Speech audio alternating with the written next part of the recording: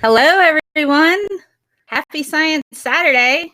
So welcome, science lovers.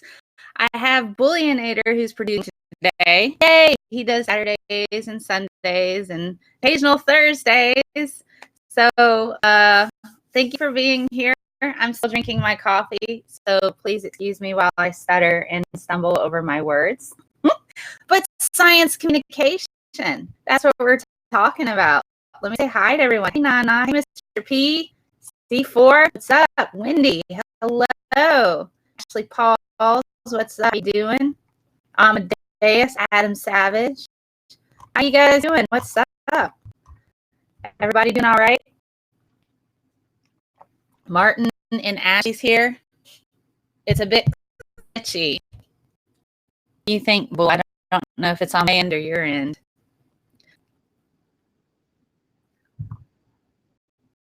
Okay, let me rush.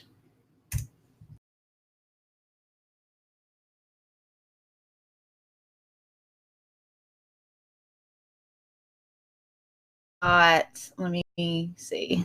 I've only got just the vMix chat up and the vMix, and I've got the Restream chat up, and then I'm just running my PowerPoint. So, yay! Awesome, fantastic. So, hello, hey Ashley, hey C. My audio is bad. Is it better now? See, stuff and things. It's not a show unless I have technical difficulties, but at least I didn't break the internet. Sometimes that happens. Or at least I'd like to claim that, but it doesn't really happen. I'm not that, bad. All right. So today we're going to talk about science communication. So let's go ahead and get started on that. That's what I do here. We discuss science communication. Hold on. That's like that's out of order. That's out of order. Let's go.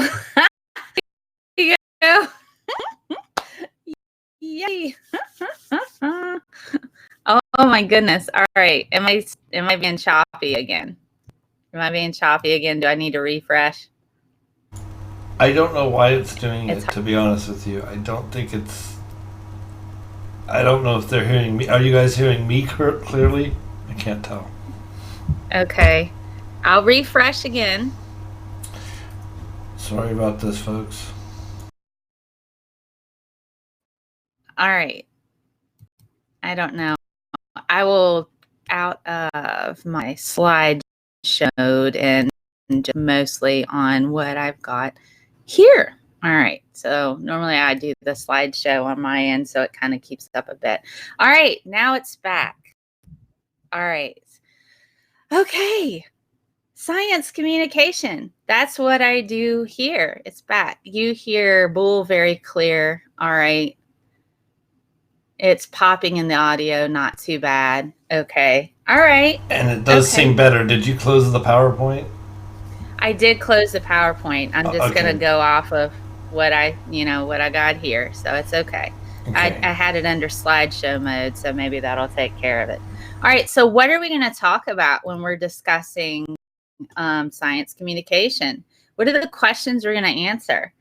So the questions that we're looking at that we're going to answer are, what is SciComm? Why do we need it? What are issues associated with science communication, and what can we do? I'm also going to talk a bit about the latest study from the National Science Foundation. So let's look at this breakdown. SciComm, essentially, what are the goals associated with that? You want science explained easily. Now, we find this primarily in various forms of media. So we got television, we've got streaming, we've got internet, we've got newspapers, we've got magazines, we've got blogs. There is a massive science literacy crisis. It's getting worse. I'm going to go over the National Science Foundation study in 2016. I've used primarily their 2012 numbers, but now we have numbers from 2016, and it was published just last year. Also, Because we have the science literacy crisis, outreach is crucial. So science communication outreach is essential at this point because we have individuals who just do not understand what's going on. So let's dig in a bit deeper about this. So a bit about me, because, you know, me. It's like I'm on this show and stuff, and I do all of these things, and I discuss things. Having been a professional science communicator and educator now for, you know, collectively approximately 8 years, I've seen a rise in science illiteracy. Now, this particular talk, I'll be discussing what the current state of science literacy is and why SciComm is necessary on a broad scale basis. I will also be discussing what the issues with science education and communication are, as well as how to combat the current science literacy crisis. My sources are many and also include my extensive experience being an educator and communicator. You can find my information as well as my resources in sources on ScientistMel.com.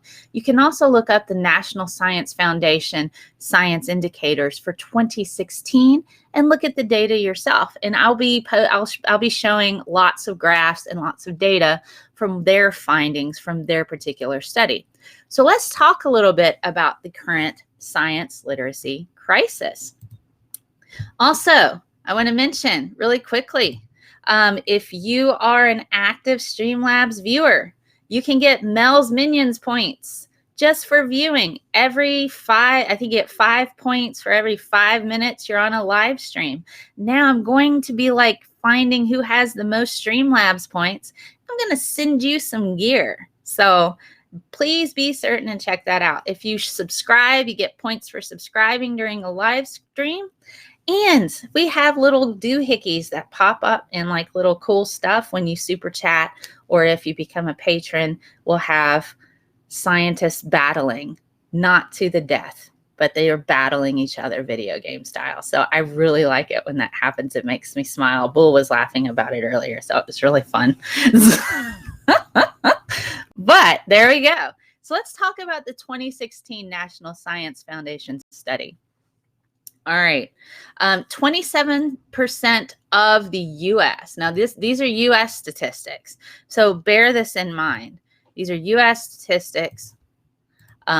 Let me refresh things on the chat because I think that might be falling behind. These particular statistics are U.S. statistics. Now, how they conduct this particular study, they have 9 questions, and they'll pull 1,000 some odd people, and they'll ask them, and they tend to be the same questions, true, false type of questions. Is it true or is it false? It's a yes, no type of answer. It either is or it isn't true. So 27% of the U.S. population think the sun revolves around the earth. It's up from about 23% from 2012. 30% of the U.S. think all radioactivity is man-made. All of it they think is man-made. This is particularly troubling, particularly for the fact that I have degrees in chemistry. 52% of the U.S. think electrons are larger than atoms. They're subatomic particles, but this is the stats that we have. 61% do not understand the Big Bang. They don't understand what it is. They don't understand that the universe began with this explosion. 41% do not understand parental genetics. What do I mean by that? That means 41% of the population think women or mothers are responsible for the genetic determination of sex of a baby. No, it's the X or Y chromosome that comes from the dad. So 41% of people, that's pretty massive. That means if you walk into a bar, 4 out of 10 people are going to think mothers are responsible for the genetic sex of a baby. Mothers are responsible for every single X chromosome. Yes, one of them at least. The other one comes from dad, or a Y comes from dad. This is kind of troubling. That means almost half the population doesn't understand how that works. I don't know. Anywho, 48% do not understand human evolution, and 49% think antibiotics kill viruses. Hello, Sadie Marie on Facebook. I can see Facebook comments now. So if you're watching on Facebook, woohoo. All right, so, and 49% think antibiotics kill viruses. They don't. Antibiotics kill bacteria. Viruses, you treat the symptoms and ride out that storm the best that you can, or you use antiviral medications. All right, so we're going to take a look. Where did I get all this information? So just do like the graphic itself so people can kind of see it, Bull, without me there. There we go. All right, so check this out. If this doesn't bother you, I don't know what will. All right, so I'm going to say that NA means not available, or the question is not asked. EU is the European Union. Now this table is table 7-8 for science literacy crisis. There are numbers for Japan are the average from 2 studies conducted in 2011. Now this is all of these are all of like the major countries. There was an experiment in the 2012 General Social Survey that showed that adding the preface, according to astronomers, increased the percentage correct from 39% to 60%. So if you added according to astronomers, that made it more valid. You have China, the EU, and Switzerland surveys asked about the mother's gene instead of the father's gene. And the Israeli surveys asked about hereditary material from the father. Now in Japan, the survey asked about antibodies instead of antibiotics. And an experiment in the 2012 General Social Survey showed that adding the preference according to the theory of evolution increased the percentage answering correctly from 48% to 72%. So these are all the questions. They covered physical science and biological science. So all of these are true, false. They tend to keep the same questions every single time they run this particular test. And these are the percentage of people that got it correctly. So only 73% of our population, well, 73 is a lot. But when you consider that 27% is kind of, it's more than 1 in 4 people do not understand that the sun revolves around the earth. That's 1 in 4. That's 1 in 4 people. That's a lot, in my opinion. That's a heck of a lot. I mean, we understand astronomy a bit better and have all this data showing otherwise. So it's just and then of course 48%. Think, that understand that electrons are smaller than atoms. So all of this is pretty troubling. And when you look at the U.S. compared to other countries, there's still some, differences when we're better at a couple of things, in like radioactivity and does the earth go around the sun than like particular ones in the EU. But keep in mind, the EU numbers are from 2005. We don't have as much updated information from them. So it's important to keep that in mind. We've only got that information and they may have done better. All right, so let's take a look at this. How have we fared over time? And you can bring me back when you go to this next graph. You can bring me back. Can you? There we are. Hey, howdy. Hey, Paul. Hey, guys. Hey, Brainary. All right, I'm going to catch up on the chat in just a bit. This is the average, when they say mean number of correct answers to trend factual knowledge of the science scale. So this is the average number of correct answers for this particular survey from 1992 to 2018. We've got a little bit better, but when you consider that 1992 and 2016 is about the same, all of the progress that we made in like 2008, where we've seen an increase. We saw an increase somewhere around 2001 to about 2008, and then we started to drop down, and then we got better in 2012. We did okay in 2014, and then we dropped in 2016. So keep in mind, in the National Science Foundation does this every 2 years. They go through and they ask the same questions, and they pull a diverse group of individuals. And I'll show you kind of that diversity here in a second. But we're getting kind of worse. We're not really improving at all. So here, let's look at this next one. Here is our diverse group. And they do, if you want to go and take a look at even down to cultural backgrounds, there is a disparity. But there's large differences. Let me use that. There's large differences between people based on race. And so we're seeing a lower amount of literacy among certain marginalized groups as well. And that can be attributed to a lot of things. Having been an educator, I can tell you a bit of this. Lack of funding for like inner city schools, lack of accessible hands-on activities. And I'll get into that just a little bit about what it is that I think is a real issue with the science education. But the important thing with this particular graph, a post-secondary education, meaning an undergraduate degree, even a graduate degree, does not guarantee an understanding of science. Where it matters is how many science classes that you've taken. So notice people with bachelor's degrees and graduate or even postdoc degrees have about the same understanding of science with one another. So even getting an advanced degree. Now, where it matters, those people who had 9 or more high school or college science or mathematics courses scored at 80% correct on these particular questions. So just because you have a college education doesn't necessarily mean you've mastered science. You can have engineers who've taken trade classes, never actually got a bachelor's degree. It's your exposure to the content and the amount of education that you have that helps you grasp the content a bit better. Yay! That means I got a new patron.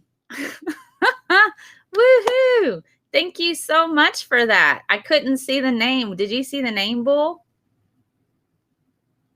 No, I didn't actually see the name on that one. Well, that's okay. So Nikola Tesla zapping us with goodness, with fluffy goodness, or not fluffy goodness, electricity blasting us with lightning kind of goodness.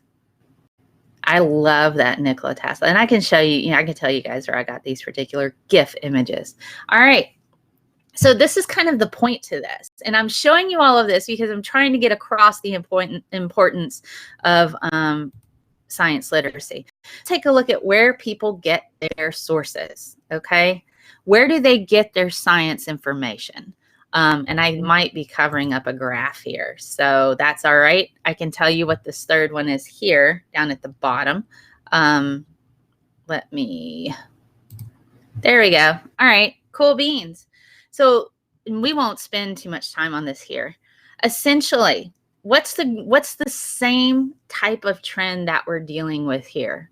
People get their current news events primarily from the internet. Yay! Super chat. Copernicus Thinker donated $2 through Super Chat. Thank you.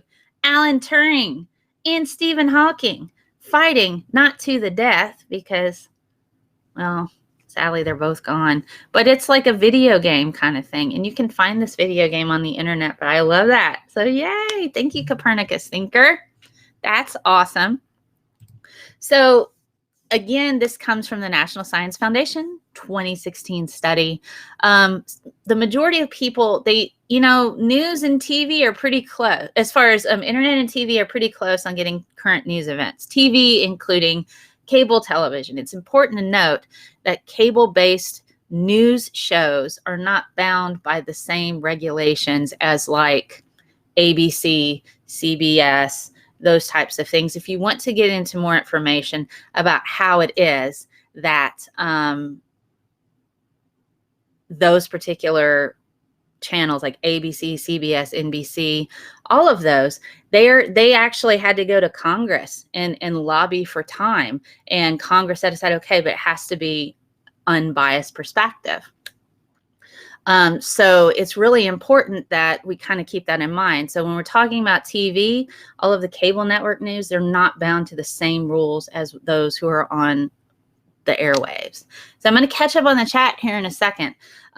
So most people are getting their information from the internet, specific scientific issues, as well as science and technology and current news events. Hardly anybody's getting anything from the newspaper anymore. And the TV, it's dying.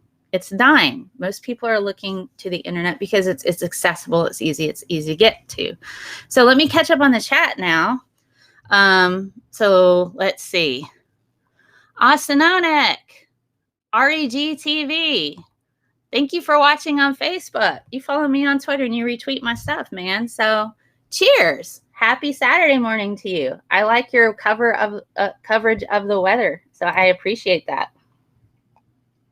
And he says, there is a cult of ignorance in the United States, and there has always been. The strain of anti-intellectualism has been a constant thread winding its way through our political and cultural life, nurtured by the false notion that democracy means that my ignorance is just as good as your knowledge. Isaac Asimov. Yes, anti-intellectualism is a really big freaking problem right now, and there's a distrust of science in science discovery that's increasing that we see in certain groups like anti-vaxxers and this sort of thing. But the good news is with the National Science Foundation, with that particular study, people still trust scientists as a majority. So a majority of people still trust scientists and believe that they're doing good things, including that work of engineers as well. Science rocks from Sadie Marie Jones. Thank you. Hello, Monkey Luffy, Paul Hess. So if you're here and you're catching up on the chat, I'm trying to catch your questions. If you have any, I'm not seeing any right off. Let me try refreshing. I think sometimes I have to refresh the YouTube chat for it to pop back up again. I don't know what it is. It's like a constant thing. All righty. Enter the Thunderdome. Thank you. Kudos on a good topic as always. Copernicus Thinker, $2 super chat. Thank you so much. Tesla. The internet is quite diverse, though. Streams, articles, on-demand TV. You're right, Brainery, it is. Hey, Osman Cometh. How goes it? It's going great. We're talking about the importance of science communication and the things that we need to do to kind of try to boost it. So if you're just joining, I did talk about the 2016 National Science Foundation study that was posted in 2018. I imagine that they're currently tallying up all the stuff from 20, because they go about every 2 years, they'll run that survey. So if you want to look at the data yourself, you can Google NSF science indicators, and then you can type in whatever year you want, 2016, 2018, and then they give you a really, really nice breakdown. And they even have a small, if you don't want to read through all the data, they have compiled it together into a smaller like PDF file that's a bit easier to read and a bit more accessible. So you too can understand and kind of see where we're at. We're not really progressing as much as we need to. So thank you guys for popping up here. Remembering Asimov's short story, Nightfall. So what does a science communicator need to focus on when it comes to content? What do we need to consider? Well, let's have a look. This is what I look at. What I consider is vocabulary is extremely important. They need to understand what words mean. They need to have a purpose for learning this. It's not just important to just say vocabulary. They need to have a purpose. Why do they need to read this? Or why do they need to understand? So there's also relevance. You need to make it relevant to their lives, and you need them to care. You need people to care. If they don't care about it, they're not going to learn it. And that's something that's particularly challenging for individuals. So let me show you this quote really quickly. So have a look at this. This is something that I try to keep by.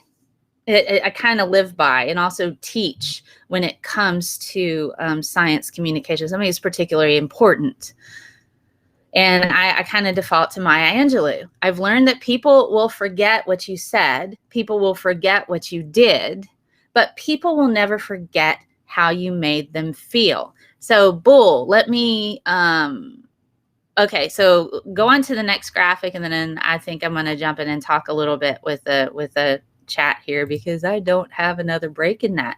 All right, so let's have a look at this really quickly. All right, you can bring me back.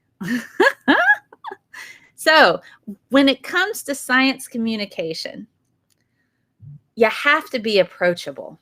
And I find that, and I'm going to talk about this in just a minute, I find that this is particularly important. SciComm people need to be approachable, and you have to have respect for the people who are learning from you. So this is essential in adult education. And beliefs, if you belittle somebody's belief systems, their personal core values, where it's part of whatever, if you disagree with their belief system, I find it, unless it's like inherently vocally oppressing another group of individuals, particularly marginalized groups, I don't tolerate that. I think that's an issue. But if it's like religious belief systems or things that, you know, counter, when you're dealing with just the core of the science content, if you're going to belittle them for having these belief systems, then they're not going to listen to you. So you have to ask yourself, what's your goal? Do you want to educate? Do you want to engage? Do you want people to be able to come to you and ask you questions without fear of being belittled or, you know, chastised? So that's particularly important. So let me catch up on the chat. There wasn't a break for that in there, Bull, so sorry. So let me catch up on the chat a bit. Something that I want to kind of talk about. Let me catch up because I'm getting some questions. What is science communication and how does it work with everyday living? I'm sorry, I feel as if I'm missing a context. Hello, Osman Cometh. So science communication is essentially taking harder concepts and making them accessible, whether it be through a science study, a scientific study. We do see like science journalism. But a lot of people aren't necessarily going to go, oh, I'm going to go look at the New Scientist article on stem cells and how they're used to treat this particular disease. A lot of the general population that are particularly science illiterate are not going to go there. They're not going to go looking at these particular sources because, you know, maybe it's intimidating or they may just not be interested in it.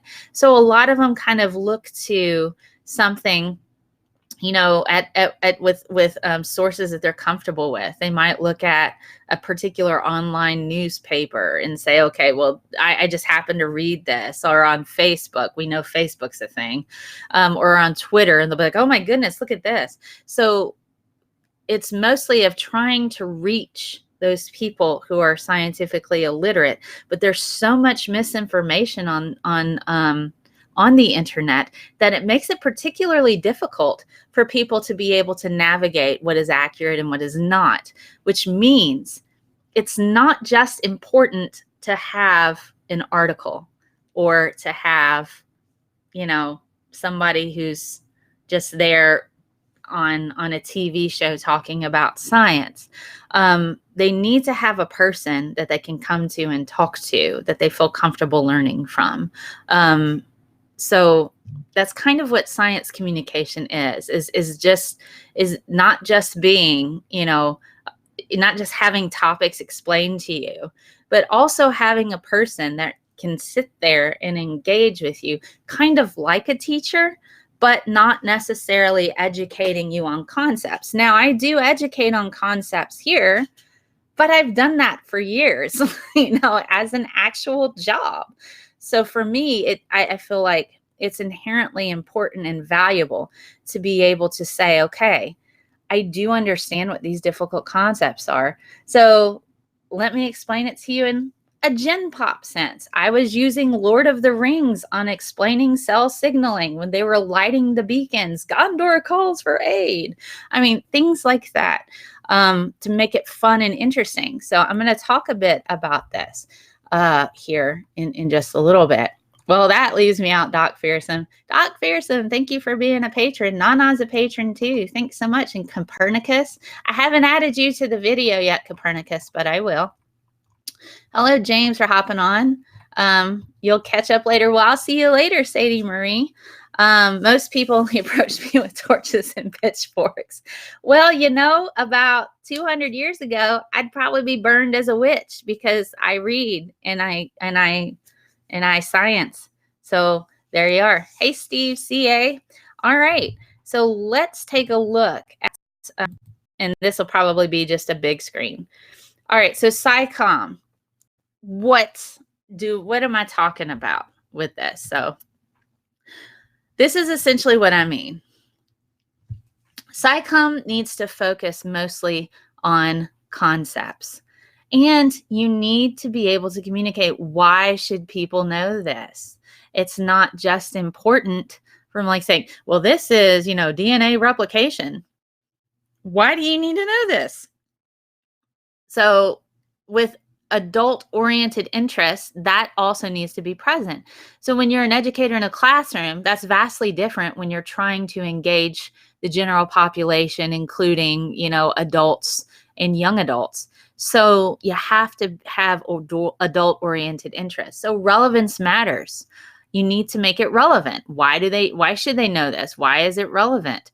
And practical applications are important. So let's look at this next one, and you can bring me back on this next one. Let me first discuss some issues in science education. These things I have issues with. And I talk a bit about this. And if you're curious, a lot of these things here are running themes throughout all of my videos, especially when we are addressing this need to be correct all the time.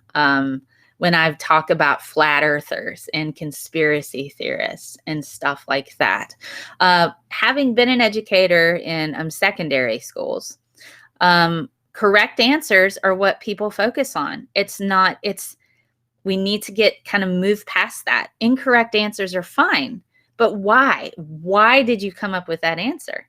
That's the key. So if you have an incorrect answer, what was your thought process coming up with that? Those are the questions that we need to be asking.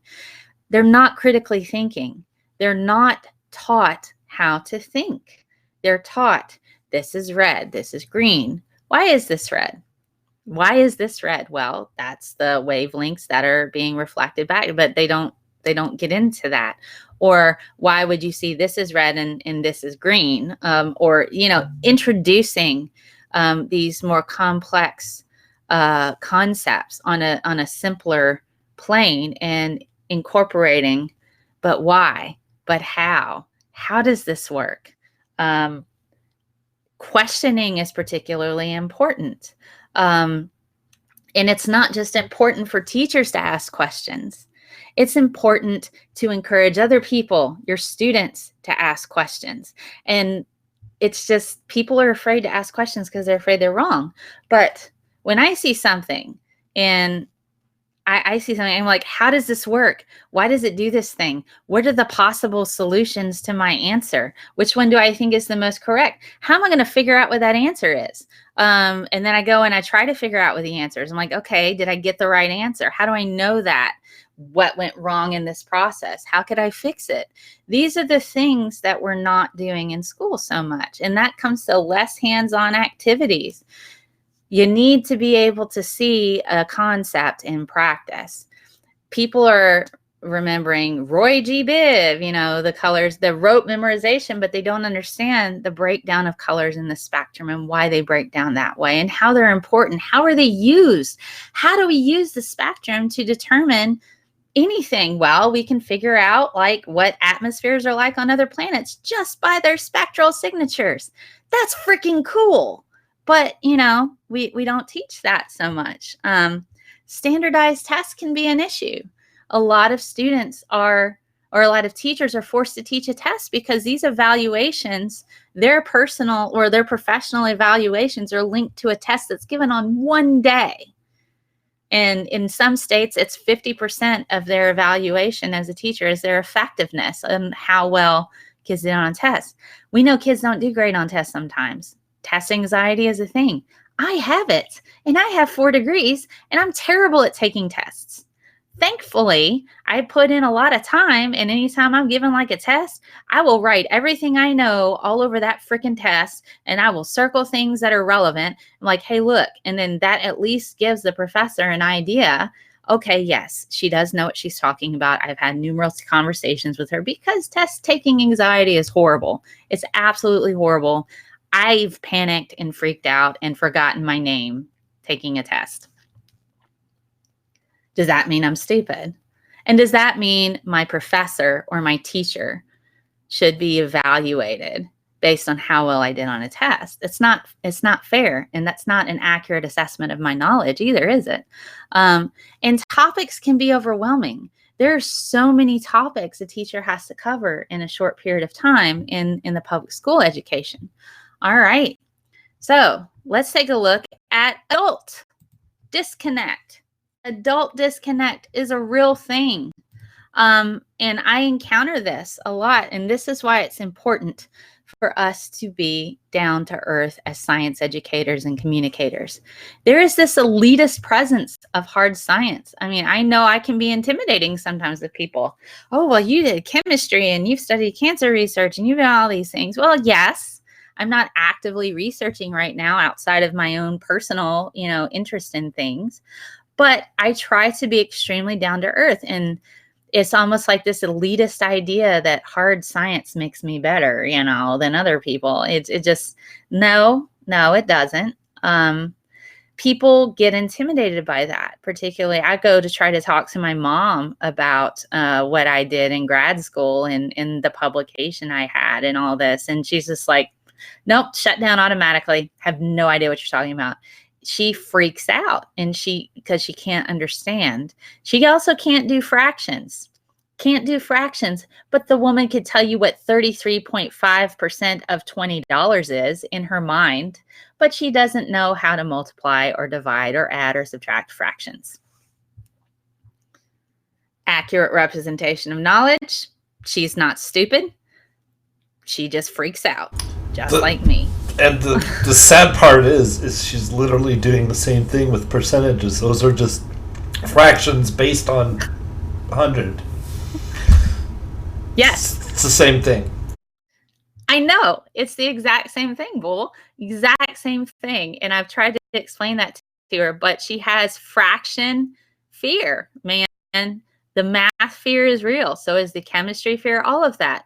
And so adults disconnect from this, particularly if they're afraid of these harder concepts. Relevance is lost. I never needed algebra. And I'm like, well, that's what you're doing when you're walking through a store determining what 75% off of $20 is. That's algebra. 75, percent of 20, you just rearrange stuff. You can do it in different ways. I mean, but they don't, you use it all the time. And a lot of adults just aren't interested. And confirmation bias is a thing. If you've spent 5 minutes on the internet debating with anybody who's a flat earther, anti-vaxxer, tinfoil hat, aliens person, particularly anti-vaxxers, they will cherry pick and try to find anything that they can to reaffirm their bias. So let me catch up on the chat because I don't think I have a slide there for that. Because I'm going to talk a bit about a couple studies and catch up. Mel, that means you're normal. I'm normal, Nana. Thank you, man. I haven't felt that for a while. All right, Godless Recovery says, communication is an often overlooked matter, particularly when your head is in the lab, so to speak. True. And one of the things, particularly with people who are scientists and actively involved in research, is that when they go to conferences and they talk about their particular research, they're talking to a highly educated, super specialized group of people that understand their terminology. So if you were to go to, like, I don't know, an ACS, American Chemical Society conference, one's coming up soon, and they have specialized talks. So if you're going to go, okay, I want to go to nanoparticle diagnostic technology of cancer cells or exosomes. That's what I worked in grad school, conjugating nanoparticles for targeted detection using Raman spectroscopy, dark field, as well as fluorescence. In order to confirm binding of these said nanoparticles to cancer's exosomes from various aggressive strains of breast cancer. If I was giving a talk, I would expect everybody to understand plasmon resonance, Raman spectroscopy, how it is that we're able to determine that, what frequency or signal gives off whenever we blast it with the Raman spec. How does it show up in dark field? What kind of dye did I use for fluorescence to help categorize the exosomes?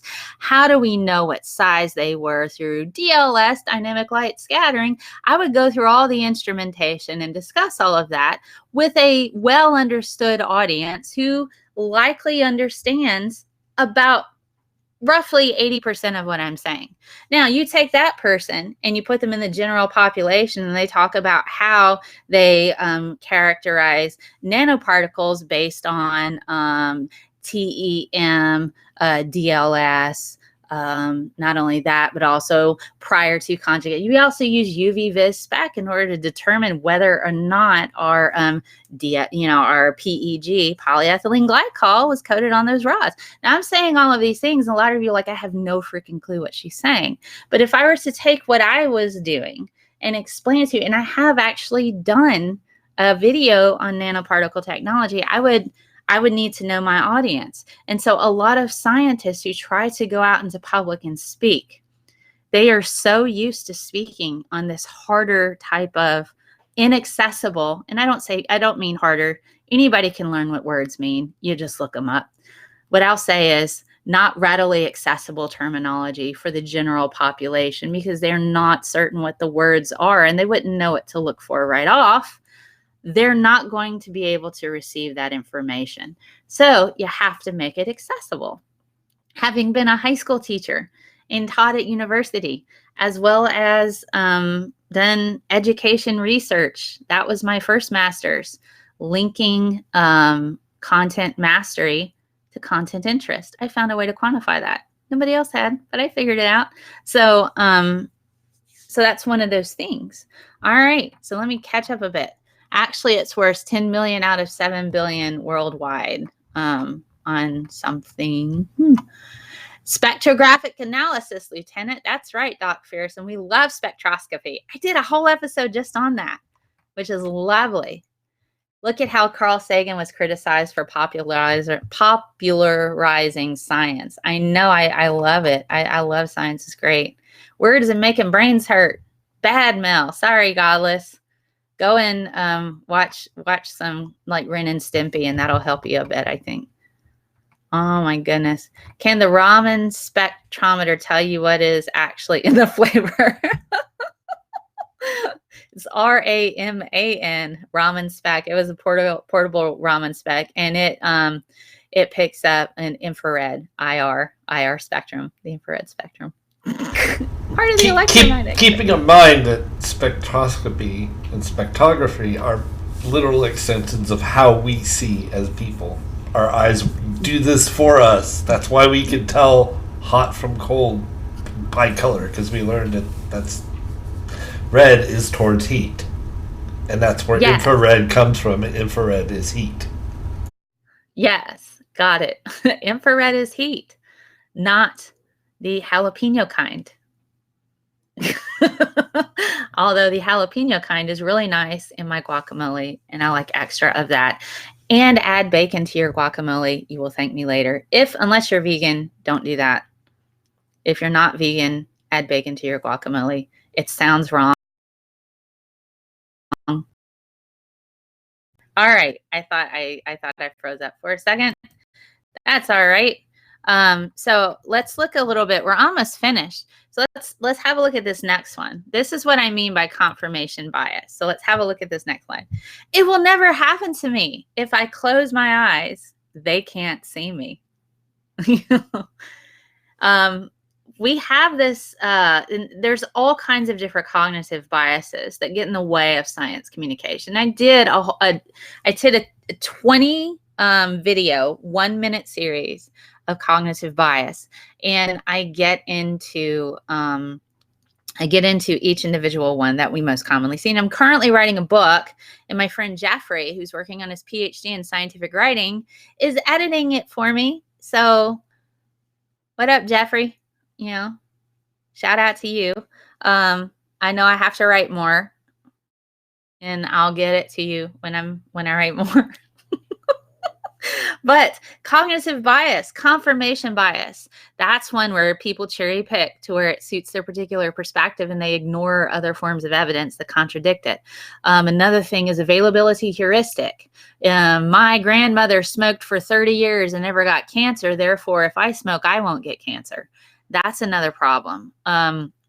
This is the way it's always been done. We can't possibly change things. That is conservatism. That's conservatism bias. And so you have all kinds of different biases that you're up against when you're trying to communicate science. So if I close my eyes, they can't see me. This will never happen to me. You have to help people understand how their lack of knowledge is going to directly affect them. Climate change is a real thing.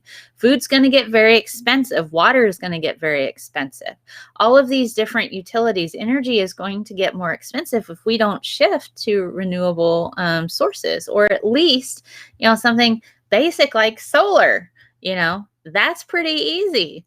And we have lots of tech that shows it works, but people don't understand. Once your grocery bills triple and quadruple, once you're no longer able to get your avocados for your guacamole, once bananas become ridiculously expensive, you'll have to go to heavily processed foods because it's going to last on the shelf longer, which we know isn't particularly healthy. It's going to get more expensive for you to feed your own family if we don't do something. So that's an example of trying to get people to care. And yes, ignorance is bliss. I hate going to the doctor. I had a cancer scare once, and every time I go to the doctor to get an annual checkup, I'm like, please don't be cancer. But I had pre-cancer, but I didn't have full-blown cancer. I know the difference between the two, but cancer, the word in itself, even if it's not cancer yet, it's pre-cancer. That still sounds scary. So I'm like, I don't want to go to the doctor because what if it's pre-cancer again? But I'm like, but if I don't go to the doctor and it's pre-cancer, they can't fix it, and it's better they fix it sooner than later. So we just got to kind of get over that. And also the I don't want to see the awful news. I forget the name for that bias. That's a thing too, but it's still important that you stay up to date, even if it's bad. I call it bad news bias. I'm honestly like, nobody likes to hear bad news, and it's awful and it's terrible, and we don't like that. It makes us feel bad, and everything's horrible. Here's a picture of kittens. It's just take a break from the bad news, but don't hide from it. So there you go. All right. Let's have a look at this. So here, this is kind of like what I was getting at. So this is a study from Yale Climate Change from 2016. 69% of the population support limiting carbon dioxide release into the atmosphere. 60 to 70% think that climate change affects Americans, and it does. It does. It affects nutrition. We have increased poverty. We have all kinds of these different things. But 23%, even though the majority of the U.S. knows that it affects Americans, only 23% will think it'll happen to me. So 1 in 4 people. So we can roughly say, 7 out of 10 people think, yeah, this is gonna hurt a lot of Americans, but only 1 in 4 people think it'll actually hurt them. Very, very small number. They don't think, compared to the majority that think it's going to hurt Americans, they're living in denial and disbelief. So let's go back to the chat so I can catch up. I need to put those back in there. All right. All righty. I'm late. Hey, Peter, gonna go for it. Thank you. We did, we played your video. I know I have a new patron with Copernicus, and I sent you that message on Twitter. And so thank you. And you're working on oral audacity. And I'm going to talk about why that show is important, guys. Oral audacity is important for adults. My show with Doc Savage. And I'm going to tell you why here in a second. So, hey, Tatted Philosophy, what's up? All righty. That's why I'm writing a novel about climate change. Oh, I'm curious about that Copernicus thinker. Hit me up and let me know. So yes. So it's important that we try it. I think one of the things, and particularly when I've talked at length with Dr. Amanda Glaze, Evo PhD. If you subscribe to my audio podcast, which is on iTunes, it's hashtag Hey ScientistMel. I have a chat with her at one point where we discuss the lack of care, aftercare, so to speak, after you introduce evidence that's contradictory to somebody's personal belief system. It becomes kind of traumatic because they learn that they've been lied to at some point. Either you're lying to them or they've been lied to by other people. Now, those people who told them this information may not think that it's wrong information, but it still feels like they were lied to. And so there's a lack of care that's given after that. So if you're trying to communicate science with somebody, and particularly like evolution is a hot topic, abortion is a hot topic.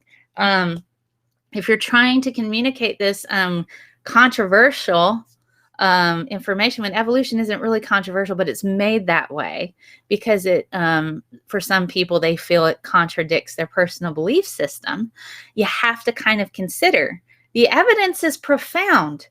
And for anybody who is a critical thinking mind, it's really important to recognize that struggle's there. I'll give you an example, and I talk about it with overcoming religious obstacles when you're dealing with those who are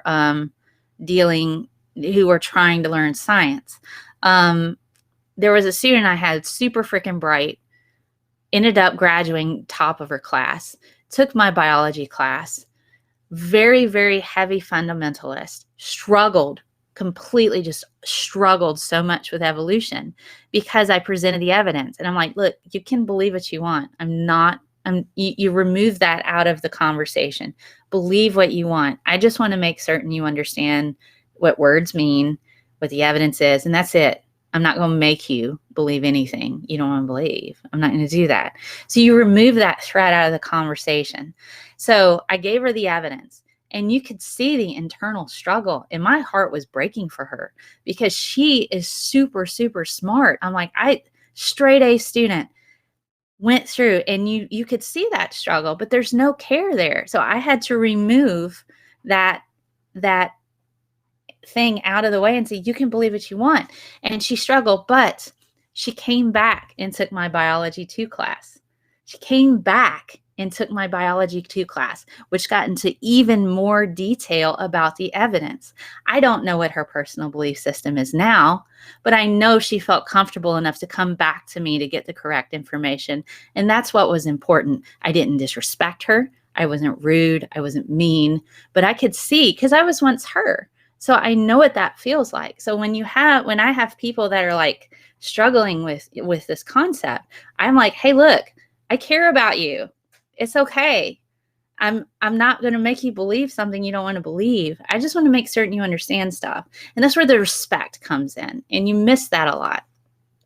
You miss that a whole lot. And particularly with people who, I see a lot of fights on the internet, and I'm like, what's your goal? Is your goal to make fun of the person? If that's fine, then do that. If your goal is to try to educate the person to where they feel comfortable coming back to you, that's what I want to do. That's why I don't get heavy into religion and stuff like that on here. I'll have guests sometimes that do stuff, but I'm going to be the person that they're going to come back to. And I'm fine with that. And that makes me happy, because that means they trust me, that I'm not going to be mean to them or anything for having their belief systems. And so just bear that in mind if you want to try to deliver evidence to somebody. So we're almost done. Let's put this up. What do we need to do? What do we need to do to make science accessible? So you're going to have to drop me off of this. So this is what we got to do to make science accessible. The internet is the main place of stuff where people get. You can have short videos, blogs, general SciComm on social media. All of those things are particularly important. I would absolutely love, and one of the long-term goals I would have is not only to have like a science communication convention that's accessible for all ages, with appropriate content and talks and stuff for various ages. But I would love to have programs connected throughout the U.S. for museums and colleges to integrate an adult science type of engagement to where they could have a place to go and learn. I think that would be awesome. Relevance. We need to make science acceptable by discussing the relevance. How does it affect adults? Politics are huge right now. How's it going to affect their job? How's it going to affect their family, their health? You have to make it relevant. People are not going to learn things unless you show them why they need to and why should they care. So that's really important. So let me talk really quickly about open courseware so you can bring me back on this one. Open courseware. Here we go. People are like, well, open courseware is a thing. Yes, it is. There's MIT has stuff. You can look up all kinds of open courseware and learn a particular science topic. They're all taught by professors. It's lecture-based. There's not a lot of instructor and student interaction. I'm coming up, and I have on my website, I want to do master classes. And this is kind of like the early of what I would like to do to get put together to where you can learn about the latest climate research, but it's one-on-one, and it's not just like the science of on one day.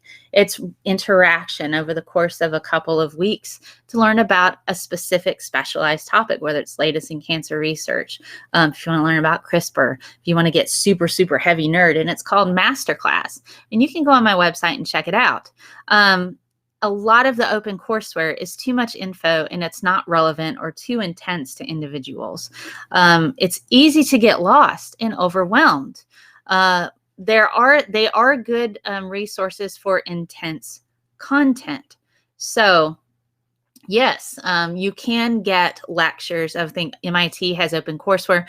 Just Google Open Courseware University and you'll have a list of all kinds of things, but you don't have the student-teacher interaction. And I've got all kinds of topics. I'm just waiting for people to sign up. This is what I want to talk about. So if you're curious, check out my website, scientismel.com/masterclass, and you can see that, and you can learn directly from me. So Audacity, this one, let's bring this one up about comedy. Comedy. Why is Audacity important? John Oliver has a great show, and sometimes he talks about science, and it's particularly funny, and he does it in a funny way. Comedy sparks interest. You can apply it to any type of entertainment. It's easy to understand, accessible, it's human, it's touchable. So Audacity, our third show, is on Sunday. It's still science communication, guys, but we make fun of all the bad science, and we talk about how ridiculous it is. And we talk about not only that, but why it's so ridiculous and what you need to look for and how you can make fun of it as well. And it's a way for us to be kind of comedic and kind of not only accurately represent science, but it's just fun. You know, sometimes my science of shows, they can be like, well, this is super heavy nerd and this may not be your jam, but you know what? Hop on Audacity and you'll learn a few things. Tomorrow we have P.Z. Myers, who is a professor of evolutionary biology. So he's going to talk about all the things that bug him, which will be funny because we're going to talk about all the bad science that he encounters. And then the following Sunday will be Hannibal and Monty. I was on their show earlier this week. They're going to be on, and we're going to talk about eugenics. And we're also going to talk about, how people misuse science to promote racism. And so we're going to find out how they feel about it. And we're going to rip apart this horribleness in a comedic way. And then we're going to take a break. And then we'll be back the following Sunday with Aaron Raw, guys. Aaron Raw is going to be on the show talking about all of his different things that he's encountered. And we're going to break apart all the bad science with him. And it's hilarious. It's hilarious. So this is what's important. So let me go back and check the chat one more time, and then we got to wrap it up because we're coming in over an hour. Okay. So yes, let's see. Oral audacity is fun, and you still learn a few things. Yes, that's what it's about. It's just light. It's kind of lighthearted and funny. We have actual real bad science products, and some of them are fake, and Doc has to pick which is real and what is fake. And you, the audience, can play along with us. And I go back and give Mel's Minions points on Streamlabs for people who get the correct answers, and we kind of poke fun at bad science and kind of show the difference between good and bad science. So it's really fun. It's hilarious. All righty. Yay for Doc. Yay for everybody. I'm checking. Memes help get people into history. If it can work for history, then it can work for science. So there you go. Remember Dr. Science and NPR? I don't. I need to check him out. Mr. Wizard, I remember that. Yeah. Comedy has formula and rhythm like music. It's a great aid for learning and recollection. It really is. And I'm fortunate that Doc and I've had people have given us good response. We have a really good flow and we have a good chemistry. And he's like, he's very sweary. So if you want to check out Oral Audacity, please understand he gets a bit sweary on there. And it's probably best for PG and up, maybe PG-13 and up. I would say it's probably best, for that. Hello, Quartermaster. So do check that out. 3 p.m. Central, Oral Audacity. It's smart people riff on bad science. That's what it is. And it's just a lot of fun just to kind of hang out, chat. And, it's about a 2-hour show. And I am converting it to audio. So you'll be able to listen to it and carry it on my podcast, #HeyScientistMel. So you can listen to it as well. Oral Audacity has Karen. And Karen does flirt with Doc. Poor Doc. I don't know that Karen has called him this week. I guess I should have a conversation with Karen about that because, that's a thing. Well, I'm going to wrap it up here. You guys have been freaking amazing. Thank you so much. Thank you, Copernicus. We will add you into our patron video for being a new patron. So let's wrap this up. What have we talked about today? We've talked about SciComm. What is it? Why do we need it? What are the issues and what can we do? We have all this stuff. We've essentially had the breakdown. It's science explained easily. It's usually media driven. We have an extensive science literacy crisis, which I discussed earlier. So check it out. Outreach is crucial at this point. I have just one main source. It's not a whole lot. It's the NSF indicators. So you can go there, nsf.gov/statistics/2018. Check that out. So if you want to, you can do that. You can also check out all of my other sources on scientistmel.com/resources. Please go to my website. I have articles there. If you like hearing me speak, but you're like, maybe I'm more of a reading person, I have lots of different articles that cover a myriad of things. And if there's something you'd like me to write about, hit me up. Where can you find me? All over the internet. If you like what I do, please consider being a patron. Patreon.com/ScientistMel. My patrons get discounts on my shop. They also get early access to my audio podcast. And on Sundays, I'm going to start doing a Google Hangout just for my patrons on Sunday morning coffee, where I kind of bring them up to speed on what I've been doing. So if you want to join in on that, we just have a one-to-one private chat. Doesn't go live or anything. We just sit around, have some coffee, and catch up. I'm also on YouTube. Please like, share, and subscribe. Hit that notification bell. I'm on Facebook. You can find me there. Twitch as well. just type in ScientistMel on the internet. I'm also on Instagram, ScientistMel, Scientist_Mel. All right. And that has been the science of science communication. Yay! I'm so glad you guys enjoyed this show. Thank you so much. Dr. Science was kind of like Stephen Colbert for science. Sweet. Thank you. Speed kills, but science explains it. Stay safe, kids. Thank you, Mr. Fee. You just emailed me, Copernicus. All right. Awesome. Part of the problem is perception that only nerds enjoy science. Didn't used to be that way. That's true. All right. So, Bull, anything you want to add or say before we sign off? Oh, just see you next time, guys. See you next time. So enjoy this video with my patrons. Copernicus will add you. And I will see you guys on Sunday, 3 p.m. Central for Oral Audacity with Doc Savage. Oh, sending squishy science hugs.